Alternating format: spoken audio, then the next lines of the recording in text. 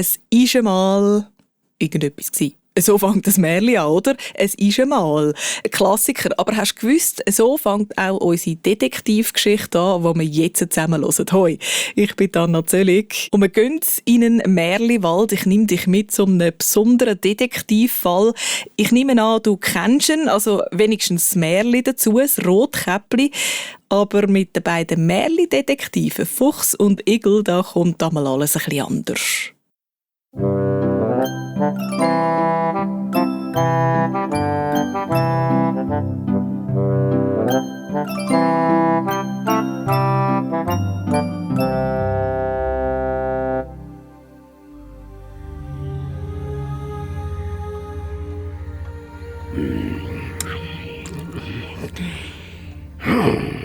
Eine ganze Großmutter. Das Nachthemd war zwar ein bisschen trocken, aber ich komme noch etwas viel Feines zum Dessert über. Etwas Jungs. Das Enkelkind mit dem saftig roten Kleid. Ruhe da rein! Fress die Großmutter an deinem Bauch, gefälligst rückt sie! Und jetzt leg ich auch noch ein Netzkleidchen an. Bettflasche. Kreugummi. Taucherbrille. Wasserpistole. Wasserpistole? Bist doch jetzt endlich still!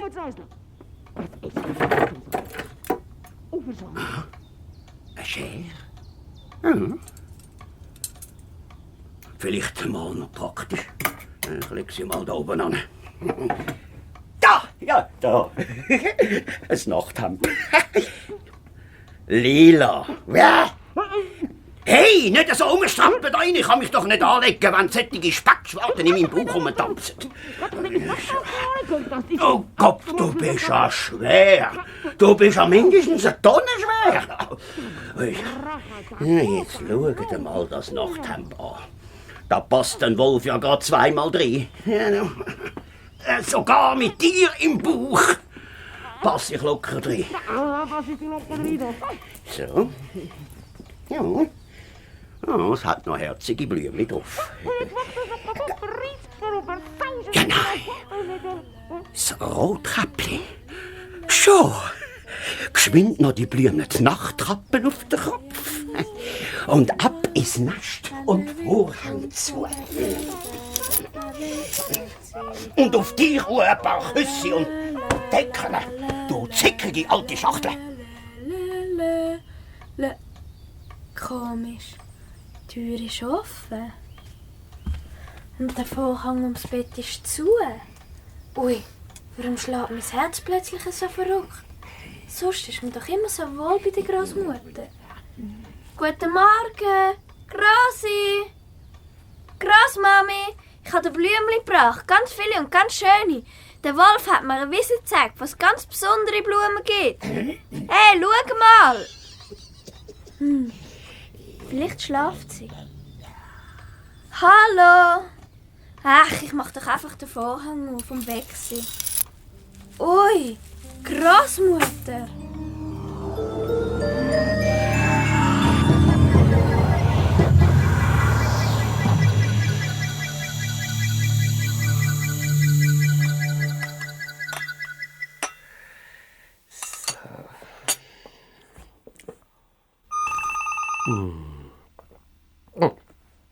Also immer das Gleiche.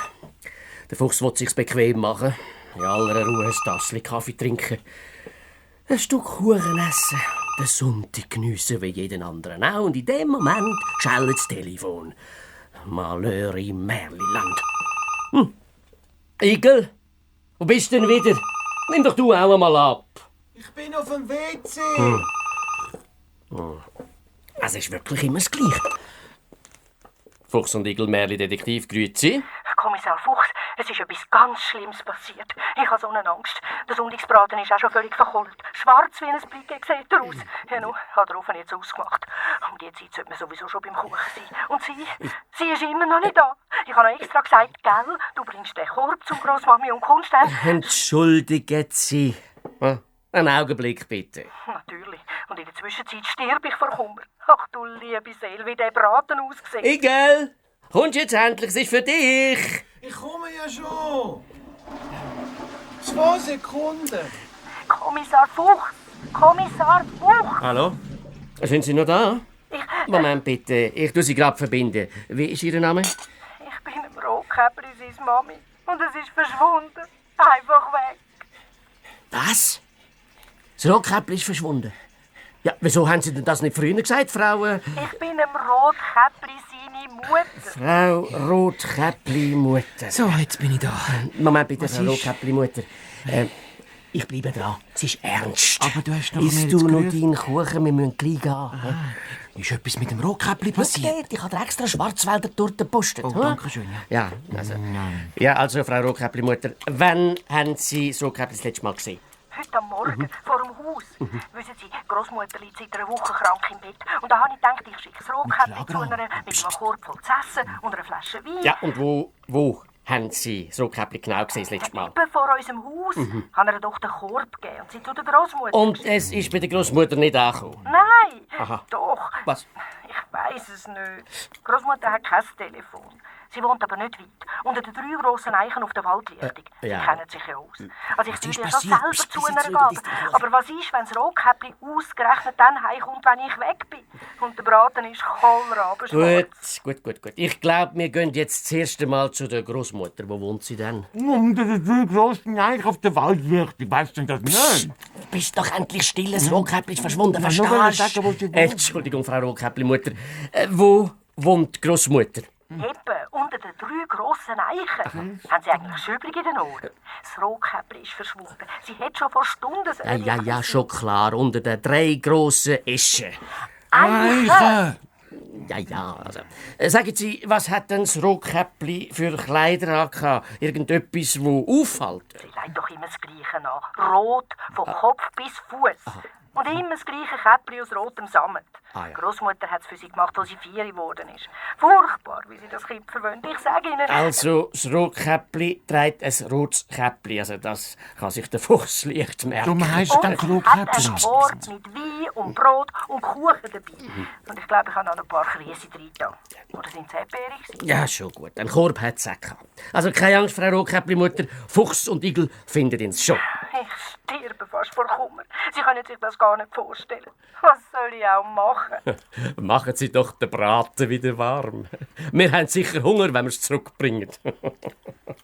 Also, bis bald. Aber der Braten ist doch völlig verkohlt. Den kann ich doch nicht mehr... Also los, Igel, wir müssen zur Großmutter. Meinst du, es ist etwas Schlimmes passiert? Ach was, Rotkäppli ist halt ein bisschen länger bei der Großmutter geblieben als sonst. Sie haben einander doch so gern. Ja, aber was ist, wenn das Rotkäppli den Wolf trifft? Red kein Blech, es gibt doch gar keinen Wolf in unserem Wald, oder? Hast du dort mal einen Wolf gesehen? Nein, das nicht, aber man hört so das und dieses. Ja, alte Weibergeschichte. Es gibt keinen Wolf in unserem Wald. Ja, und wenn es doch einen gibt und das Rotkäppli gefressen hat? Das Rotkäppli ist bei der Großmutter. Ja, und wenn der Wolf auch die Großmutter gefressen hat? Es gibt keinen Wolf in unserem Wald. Punkt. Ja, aber Komm nein. jetzt, wir holen das Rotkäppli und bringen es heim. Und dann gibt's feine Braten. Was ist? Hast du mich doch. Oh, Entschuldigung, ich habe doch nicht Du dafür. kannst doch aufpassen. Ja, du. sind doch meine Stacheln. Die Stacheln.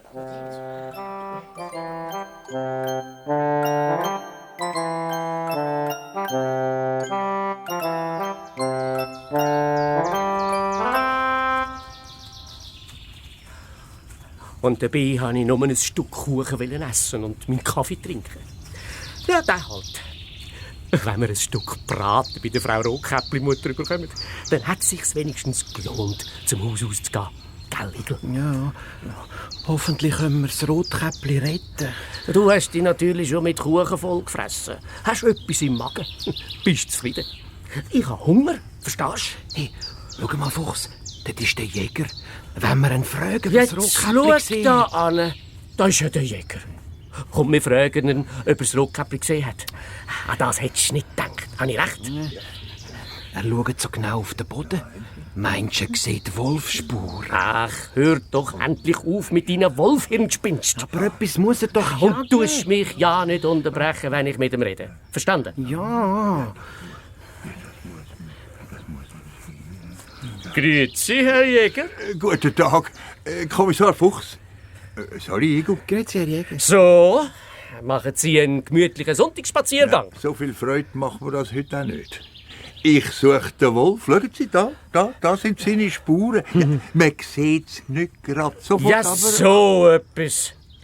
Es gibt einen Wolf in unserem Wald. Ah, das hätte ich jetzt nicht gedacht. Und was für ein Wolf. Eine wahre Fressmaschine ist das. Frisst überall den pures Vieh weg. Schluckt die armen Tiere auf einmal ab. Ganze Schafe, Säue, Kühe. Dem Kalb verpasse ich eine volle Ladung, wenn er verwünscht. Aber wenn der Wolf die Tiere so schnell abwürgt, vielleicht lebt es noch in seinem Bauch und wir könnten sie retten. Ja, ich meine, vielleicht sollten sie am Wolf nicht gerade volle Ladungen oder gar am Ende überhaupt keine du Kugeln. wieder für einen Mist zusammen? Wieso? Wir müssen da einen Fall lösen und nicht Schussverbot aufstellen. Was erzählt er? Er schwätzt so leislich. Etwas von Kugeln abwürgen. Ja, nicht, Herr Jäger. Denkt eben nicht, bevor er rettet. Also, wir haben es zu tun, wir müssen jetzt weiter. Ja, so. Hey, Fuchs, und das Rotkäppchen. Jetzt endlich stille! Herr Jäger? Ja. Entschuldigung, jetzt hätte ich es fast vergessen.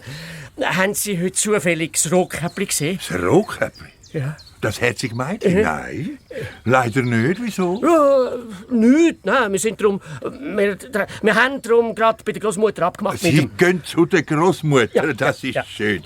Ja, grüßen Sie die beiden Damen ganz herzlich von mir. Vielleicht komme ich später auch noch vorbei. Könnten Sie mir noch sagen, wo genau das sie wohnt? Ich habe die Adresse irgendwie vernuscht. Ja, natürlich. Ja. Sie wohnt auf der Waldlichtung 9. Dort, unter diesen 3 grossen... Gottfried Stutz, was sind jetzt das schon wieder für Bäume? Eichen. Jetzt hab endlich den Latz. Es gibt doch gar keine Eichen da in der Nähe. Was hat er gesagt? Eichen? Ja, genau. Eichen sind's. Sie haben aber einen gescheiten Igelwiese. Ja. Wir haben jetzt aber wirklich keine Zeit mehr. Excuse, wir müssen einen Fall lösen. Einen Auf Wiedersehen. Fall lösen? Ja, geht ihr denn nicht zum Rotkäppli und zu der Großmutter? Auf Besuch? Ja, Fall. Ach, was sage ich auch? Auf jeden Fall. Habe ich gemeint, müssen wir jetzt weiter. Eben, auf Besuch. Also, wieder Glück, Herr Jäger. Komm jetzt, Igel. Komm. Ja, wieder schauen, Kommissar Fuchs. Tschüss, Igel. Tschüss. Oh, adieu. Du Fuchs, wieso hast du ihm nicht gesagt, dass wir das Rotkäppli suchen? Ach, man muss ja nicht gerade alles erzählen. Stell dir vor, der Jäger regt sich auf und sucht überall wie ein vergiftetes Rotkäppli. Und dabei ist es doch nur bei der Großmutter. Der hätte sowieso nicht genau bei der Jäger. Das sind doch gewöhnliche Hundsspuren auf dem Boden. Habe ich genau angeschaut. Wolfsspuren. Da geht jemand mit seinem Hund durch den Wald spazieren und schon meinen sie, es sind Wolfsspuren. Und wer frisst dann all die Tiere auf? Richtig. Ich habe tierisch Hunger. Hast du nichts zum knapperen Beizer? Nein. Hey, Fuchs, schau mal. Die Blumen dort auf der Wiese. Ach, was interessieren mich Blumen, von denen werde ich nicht satt. Komm jetzt, hopp, holen wir das Rotkäppli und dann gehen wir braten das. Aber so viele Blumen auf einmal ausgerupft. Wer hat euch die ausgerissen?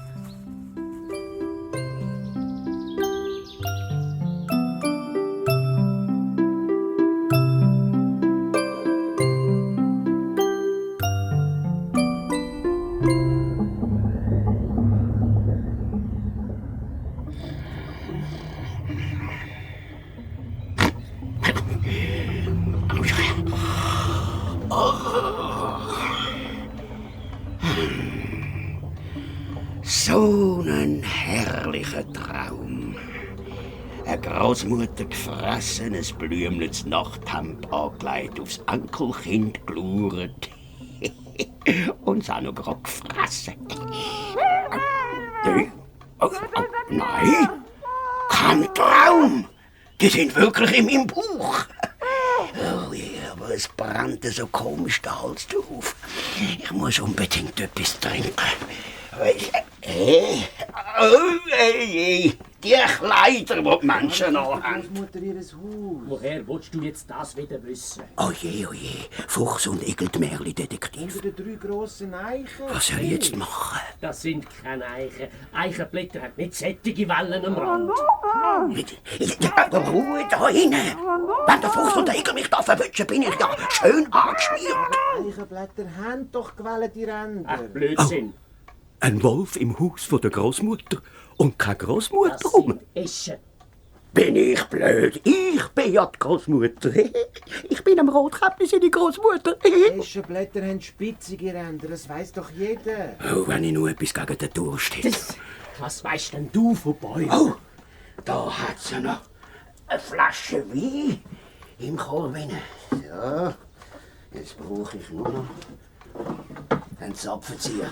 Schau, die Haustür ist offen. All die Blumen am Boden. Und der Korb vom Rotkäppli. Oh, ein haariges Bein. Der Wolf! Jetzt hör doch auf! Hallo?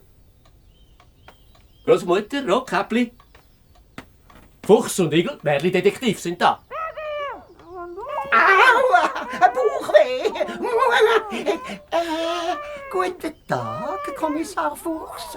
Haben Sie zufällig einen Zapfenzieher bei sich? Ich habe so einen Durst. Und Bauchweh, wissen Sie.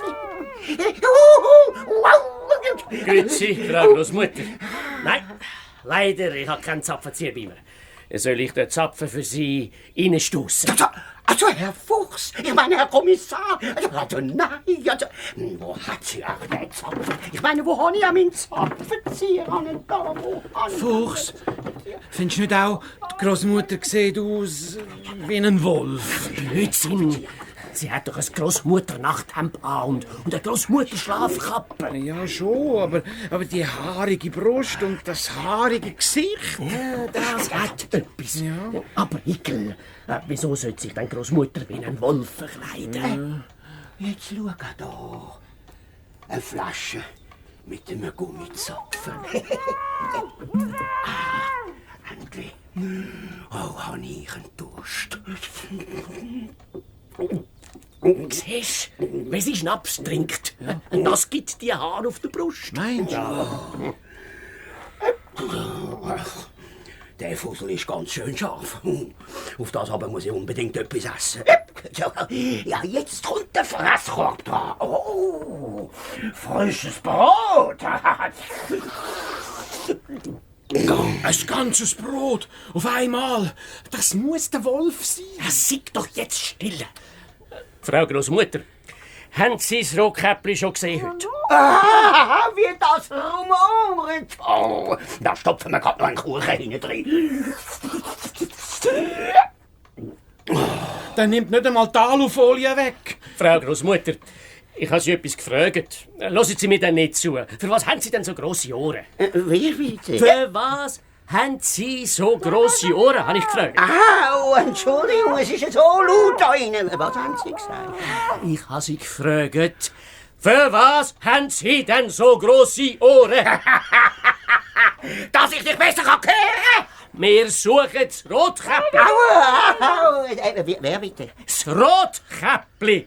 Es wird daheim vermisst. Wo ist es? Weiß ich doch nicht. Doch, ich weiß es ja. Sie hat den Korb da angebracht und ist dann wieder heimgegangen. Oh, Krise, oh, die habe ich am liebsten. Der ganze Korb gefressen.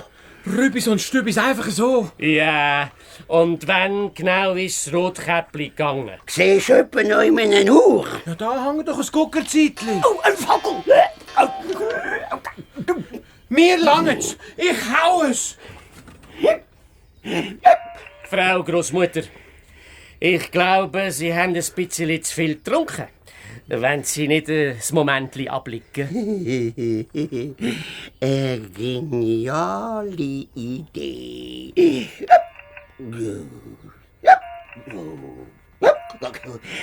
habe nämlich Bauchweh. Kommen Sie, ich tue Sie ein bisschen zudecken. Lang bin ich da.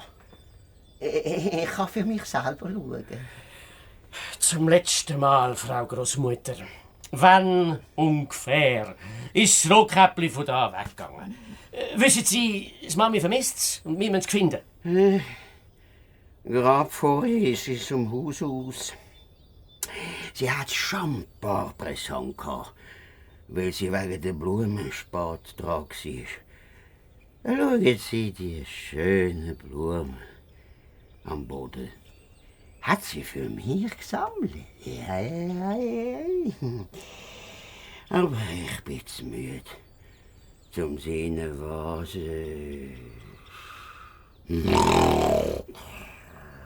So, jetzt haben wir's. Fall gelöst. Das Rotkäppli ist nur ein bisschen spät dran. Siehst du, ich hab's noch gewusst, Igel. Igel? Igel, wo bist du? Ich bin verrissen! Wieso denn? Was hast du denn? Warum zitterst du denn so? Hast du nicht gesehen, wie er alles auf einmal verschlungen hat? Wie ein lebiger Superstaubsauger. Wer? Was? Der Wolf. Jetzt kommen wir nicht immer mit dem. Und dann das mit dem Guckerzeitli. Nein. Aha, du meinst die Großmutter da innen. Also die hat doch nur einen Schluck zu viel Schnaps verwünscht, die arme Frau. Das ist der Wolf. Warum glaubst du es denn nicht? Er ist eine Fressmaschine, genau wie der Jäger gesagt hat.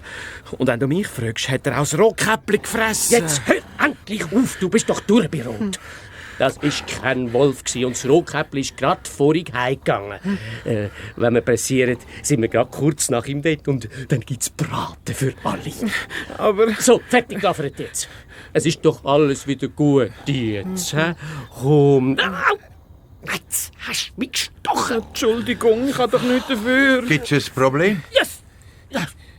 Ah, Sie sind Herr Jäger. Nein. Der Igel ist, wie soll ich sagen, wahrscheinlich traurig, dass wir das Rotkäppli verpasst haben. Aha.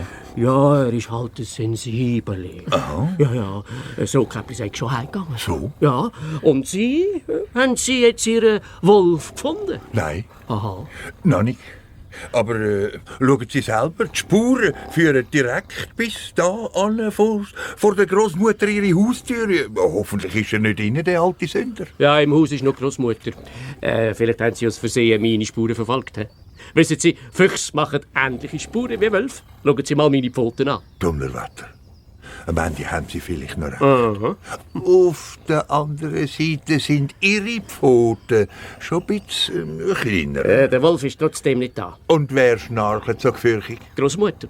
Sie hat einen über den Durst zwitschert. Zu viel getrunken, meinen Sie?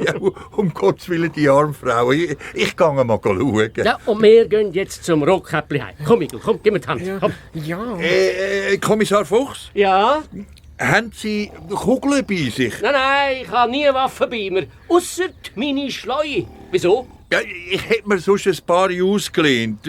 Ich habe eben nur noch eine Kugel im Gewehr rein, falls ich den Wolf finde. Ja, ich weiss nicht, ob es eine tut. Oh, Herr Jäger, darf ich Ihnen einen Rat geben? Ja, bitte. Wenn der Wolf wirklich so ein Allesfresser ist, dann hat er bestimmt einen dicken, vollen Bauch. Hm? Schiessen Sie ihm doch einfach im Bauch. Dann verjagt Sie ihn wie einen Wasserballon. Was ist, wenn das Rotkäppli im Jetzt Bauch Schluss mit dem Jammer. Also, auf Wiedersehen, Herr Jäger. Auf Wiedersehen miteinander. Es verjagt.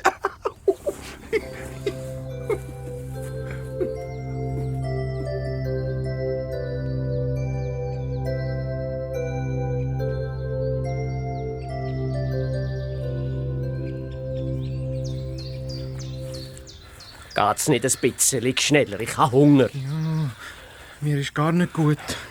Ich habe Angst, dass etwas ganz Furchtbares passiert. Der Jäger, der Wolf, das Rotkäppli. Igel, ich glaube, du hast den falschen Beruf. Du vertreibst den Stress nicht. Nimm's doch einfach ein bisschen lockerer. Ein bisschen lockerer. Das Rotkäppli ist in Gefahr und die Großmutter auch. Am Ende verschiesst sie den Jäger noch. Papa, ich kann doch beim Eichen noch unterscheiden zwischen einem Wolf und einer Großmutter. Das kann doch der letzte Trottel. Und ein für allemal. Das Rotkäppli ist daheim.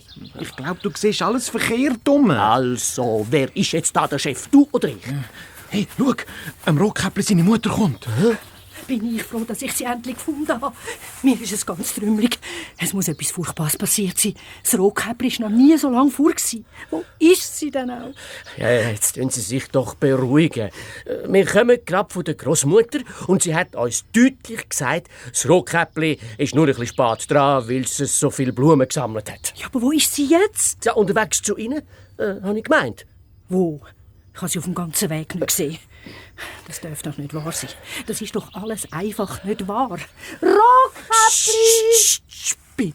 Die Großmutter hat mir doch alles erklärt. Was erklärt? Großmutter ist todkrank. Sie kann kaum schnaufen, kaum schwätzen, kaum essen. Höchstens ein bisschen trinken. Allweg. Stimmt doch nicht. Also wirklich? Nein, wirklich nicht. Sie ist kerngesund. Es wachsen ihr sogar Haare auf der Brust. Ja, und sie trinkt eher mal ein Schlückchen zu viel, würde ich meinen. Und essen, also die frisst wie ein Wolf. Ja, muss man schon sagen, die schlingt alles auf einmal, aber wie ein Wolf. Sie ist eben der Wolf. Ich meine, der Wolf ist sie. Der Wolf hat sie gefressen. Und das Rotkäppli? Blumen am Boden, der Korb am Boden, das Bauchweh. Ich glaube, ich verstehe jetzt langsam. Und wenn der Jäger jetzt deinem Rat folgt und dem Wolf in den Bauch schiesst? Das ist nicht wahr. So ein Quatsch. Wie wenn ich dem Jäger geraten hätte, er soll dem Wolf im Bauch schiessen. Igel, Igel, Igel. Hey, die Mutter ist ohnmächtig geworden. Ja, du hast sie verschreckt, Igel, wegen dem. Aber das Rotkäppli, Großmutter, ich muss zurück, muss schauen, ob er etwas machen kann. Passt auf die Mutter auf! Hey, jetzt wart doch! Wer befiehlt denn da eigentlich? Pass auf die Mutter auf! Ich muss doch gleich zum Tatort! Hey, hallo, Frau Rotkäppli-Mutter. Ja, Frau Rotkäppli-Mutter. Ja, sie kann da liegen bleiben. Die stillt niemand. Wir kommen ja gerade wieder. Hey, du hast zu warten, ich bin schliesslich der Kommissar. Du hast mir zu folgen, verstanden? Ich hab's noch gewusst. Was weisst denn du vom Protokoll erstellen? Der Wolf bei der Großmutter, mit dem Rotkäppli im Bauch und noch ganz... Weißt du, wie man eine Aussage diktiert? Ich bin sicher, es war noch ganz. Ich hätte sie noch retten. Auf der Abendschule für Kripo-Kommissare. Warum habe ich nichts gemacht? Warum habe ich nichts gesagt? Ich sollte meinen Vermutungen nachgehen, sie ernster nehmen, mich besser durchsetzen. Zum Fuchs nicht immer Ja sagen, nicht immer alles gefallen lassen. Jetzt, Hadi! Jetzt hast du mich wieder gestochen. Entschuldigung, ich habe doch nichts dafür. Du musst mir folgen. Mein Befehl gilt. Ich bin der Kommissar, nicht du. Ja. Hey, Fuchs. Schau mal. Es lebt. Da. Was denn? Das Rotkäppli auf der Wiese vor dem Haus der Großmutter. Rotkäppli! Buck dich und bleib ganz still. Wieso? Zuerst müssen wir die Situation gründlich erfassen. Was? Ja. Wie? Da ist doch das Rotkäppli. Und was macht's da? Es liest die Steine auf von der Wiese und sammelt sie in der Schürze. Ja, gut beobachtet. Und jetzt denk genau nach. Wieso sammelt das Rotkäppli in aller Ruhe Steine, wenn da in dieser Gegend der Wolf lauert? Ja, du hast recht. Wir müssen es vor dem Wolf warnen. Rotkäppli! Du machst nichts ohne meinen Befehl, du Setzgrind. Was meinst du? Wo steckt der Wolf? Das wissen wir eben nicht. Ich weiss es aber. Es ist der Wolf. Wer? Das Rotkäppli? Ich bin schon mal auf sein Verkleidungsspiel gegangen. Aber das war das letzte Mal. Ich habe seinen Trick durchschaut. Der Wolf? Wie das Rotkäppli angelegt? Jetzt schau doch mal, wie fein es ist, wie leicht es sich bewegt, wie schwer es hat mit den Steinen, seine glatte Haut. Und siehst du sein Käppli aus rotem Samen? Das gehört doch alles zu seinem Trick. Wir müssen das Rotkäppli vor dem Wolf retten. Rotkäppli, komm da hin! Igel, Kommissar Fuchs, wieso versteckt ihr euch im Gras? Du Doppel, jetzt seht ihr uns. Rotkäppli, lass mal, pass auf. Bei der Großmutter ist ein Wolf. Ja, ich weiss. Ich bin gerade vorher aus dem Bauch geschlafen. Ja, was? Es war nachts schwarz und feucht und schon ein bisschen grusig. Ui, Die Grossmami hat mir aber die ganze Zeit gegeben. Glaube kein Wort, Igel! Er lügt! Und wir haben geschrauen wie am Spieß, auch als ihr da waren, aber ich habe das einfach nicht gehört. Bleib da, Igel! Es ist auf alle! Ich sag dir's! Ja, und wie sind ihr dann rausgekommen? Der Jäger hat das mit der Schere rausgeschnitten. Ich fühle mich wie neugeboren. Die Steine, die legen wir im Bauch vom Wolf. Sehr gut. Dann bützen wir den Bauch wieder zu. Und wenn der Wolf verwacht, dann hat er es aber ganz schön schwer. Er stunken und erlogen! Ja, grüezi, Igel. Habt ihr meinen Warnschuss in die Luft gehört? Ich habe den Wolf nämlich gefunden und das Rotkäppli und die Großmutter in seinem Bauch. Zum Glück. Stellen Sie sich vor, ich wäre dem Kommissar Fuchs im Rat gefolgt und hätte dem Wolf im Bauch geschossen. Oh nein. Ja, wo ist er denn überhaupt, der Kommissar? Er versteckt sich im Gras, fragen Sie mich nicht wieso. Ich bin nur gestolpert. Nichts Schlimmes. Grüezi, Herr Jäger. Grüezi, Rotkäppli. Wir müssen leider gerade wieder gehen. Wir wollten nicht stören. Wir müssen nämlich einen Fall lösen. Wisst ihr, deine Mutter Rotkäppli. Was? Eben den Fall. Also, es liegt darum. Ja, sie wartet da hinten auf Ja, alles. sagen dir vielen Dank für den Wein. Meine Großmutter hat einen schönen Schock. Die kann das Tröpfchen gut brauchen. Wir richten es gerne aus. Komm jetzt, Igel, komm. Vom Beifuß, komm. Vielen Dank für Ihre Hilfe, Herr Jäger. Nichts danke. Und sagt der Mutter, ich komme gerade. Machen wir. Adieu miteinander. Adieu. Und gute Besserung der Großmutter. Danke, sie kann es brauchen. Hey, Fuchs. Das Rotkäppli ist zu Weg. Ist das nicht toll? Ich freue mich riesig. Ich mich auch. Den Fall haben wir wieder mal prima gelöst. Aber... Du musst aber schon noch lernen, besser folgen, Igel. Ja. Du mulst mir einfach zu viel um. Ja, so- Wir hätten den Fall viel schneller lösen können, wenn du einfach besser auf mich gehört hättest. Ja, aber... Nichts aber. Folgen. So, jetzt gehen wir zu der Frau Rotkäppli-Mutter, wecken sie, geben ihr Bescheid wegen dem Rotkäppli und dann gehen wir alle zusammen zu einer Heim. Aber, und geniessen den feinen Sonntagsbraten. Ja. Und du tust dich dafür entschuldigen, dass die Mutter so verschreckt hast. Sie hat nämlich gemeint, der Jäger hat das Rotkäppli verschossen. Du musst amigs aufpassen, was du den Leuten alles erzählst. Du musst dich entschuldigen. Ja, Gell? nein, ja, also gut. Igel, ich bin stolz auf dich. Ja. Ich glaube, du kapierst langsam das Geheimnis von einer guten Zusammenarbeit. Ja, schon. Lass einfach immer gut zu und maul nie um, wenn deine Vorgesetzten dir etwas sagen.